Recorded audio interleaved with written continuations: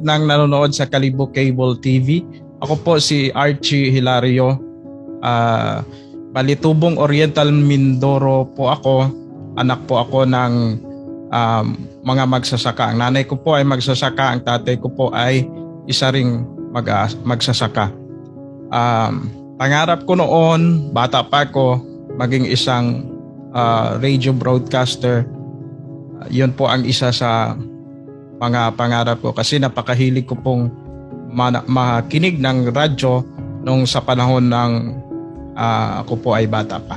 Sa ngayon, isa po akong vlogger dito sa probinsya ng Aklan. Accidentally lang po ang pag-start ko sa pagbablog. Basta noon mahilig ako, nung napasok ako sa radio station, mahilig po ako maggawa ng mga video. Since 2014 o 2013 ang pinakang una kong video na ginawa. Pagka lumalabas kami, may mga balita, binibidyo ko po yon.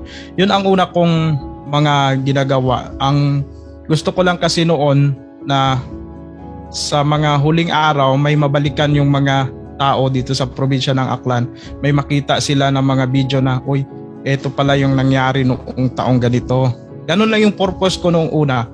Pero hanggang sa nag-umpisa ako nabalitaan ko yung about sa YouTube, yung vlogging. Gumawa rin po ako ng YouTube channel. Isang kaibigan ko po ang nag-encourage sa akin na gumawa ng YouTube channel. Tapos gumawa na rin po ako ng mga video para sa YouTube channel ko na yon. Hanggang sa ngayon po ay umabot na yung subscriber ng mahigit kalahating milyon po. Pero noong una, struggles talaga, napakahirap. Parang hindi naman ako dumating sa isip ko na maging naabot tayo sa 500,000 subscribers.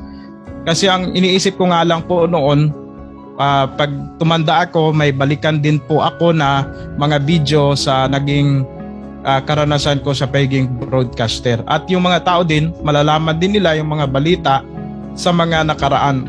Magiging part na ba siya ng history? Sana. Yun lang yung yun lang yung pinakang purpose ko. Hanggang accidentally na karoon tayo ng partnership sa YouTube, sa YouTube at na-monetize po ang aking YouTube channel at hanggang sa dumami po ang mga subscribers.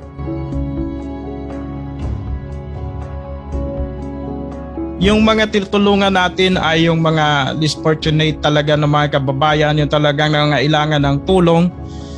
Yun ang pinupuntahan namin mostly sa mga bukid, yung hindi na maabot ng ating ng mga programa ng gobyerno.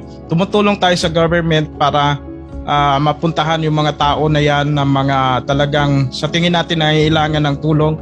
Sa ngayon may mga napagawan kami ng bahay, partially at totally na assistance po na binibigay po namin. So sa ngayon nga po ay mga nasa 26 na kabahay po ang naipagawa po ng pobreng vlogger team. Sa medical, may mga natulungan na rin po kami. Basta kung ano lang yung makaya ng YouTube channel namin at kasama din po yung mga tumutulong sa amin, yung mga sponsors po namin. Kung ano ang magawa namin sa abot na makakaya namin, yun po. At mostly nga yung naghihirap talaga yung tinutulungan po namin.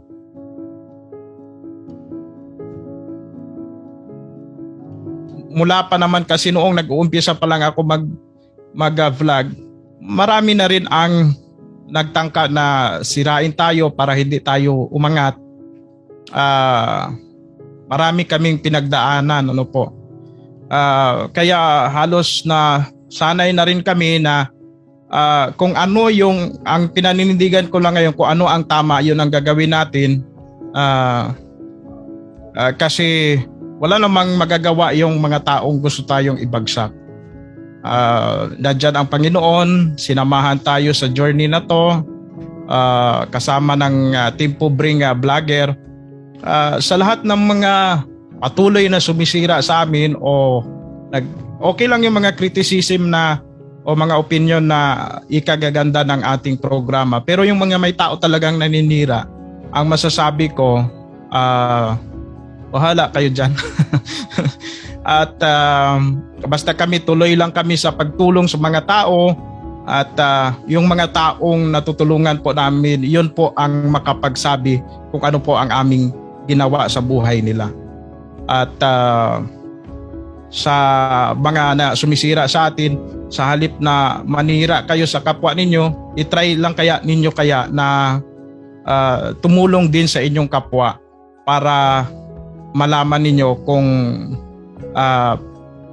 paano yung programa namin at kung ano ang ginagawa namin, kung kaya rin po ninyo. Yun, china-challenge ko na lang po sila. At normal lang minsan yung naninira dahil kapag hitik nga sa bunga yung isang puno, talagang totoo yung kasabihan na pag hitik sa bunga, binabato talaga yung puno. So kami, ilag na lang ng ilag.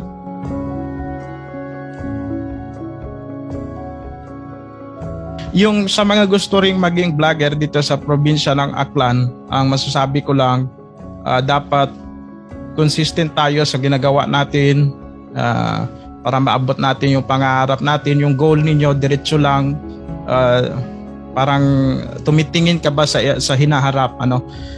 Napakahirap talaga yung mga pagdadaanan ninyo, katulad sa pinagdaanan namin, hindi naman talaga biglaan lang na pagtulog mo, parang nanaginip ka lang na pagka umaga, vlogger ka na. Hindi po ganun.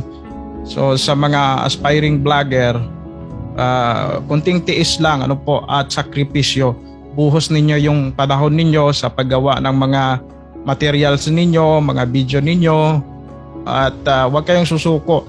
May mga time kasi na parang umaabot na sa mga, based on my experience, sa monetization program ng YouTube, umabot po tayo sa halos 5 hanggang 6 na beses na na-denied noon sa monetization partnership. Kasi kapag mag-apply ka, marami ka ng video, una yung dapat may 1,000 subscribers ka, tapos may oras ng number of views na dapat maabot ka. Tapos pag naabot mo yon, magpapareview ka pa kay YouTube kung pasok pa sa monetization. Sa akin, mga kapobre, umabot pa ako ng 5 hanggang 6 na beses kung insakto yung pagkakatanda ko na ako ay na-denied sa monetization.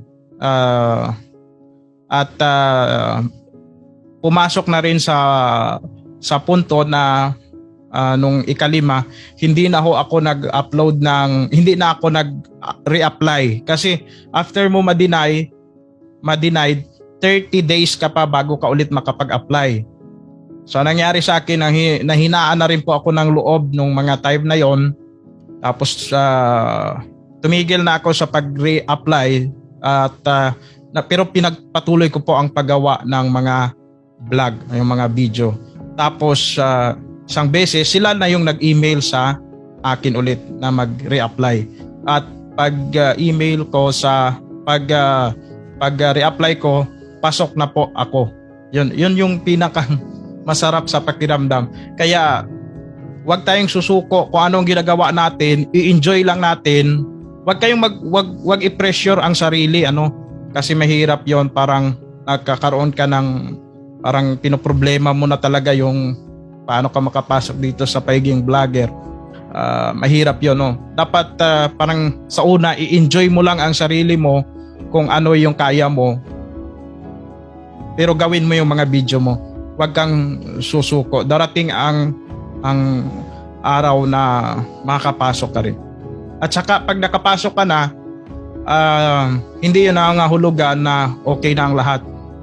Na hindi na ikaw magpabanjing-banjing ka na lang. So kailangan maging consistent na doon, kung dublihin pa yung pagsisikap mo hanggang sa maabot mo yung maraming subscribers. At saka mahalin mo yung subscribers, mahalin mo yung mga tao, mga followers, at una sa Panginoon talaga.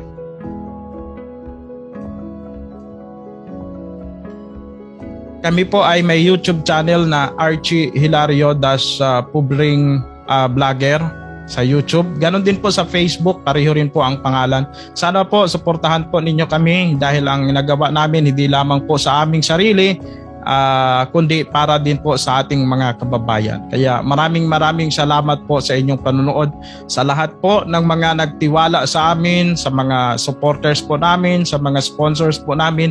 Maraming salamat po dahil mula noon hanggang ngayon po, grabe yung suporta ninyo hanggang sa mula na nag-umpisa kami sa maliit na mga subscribers hanggang sa naabot namin ngayon 536,000 subscribers na po tayo. Kaya maraming salamat po sa inyong suporta po sa amin. Salamat sa inyong mga panalangin po. Thank you.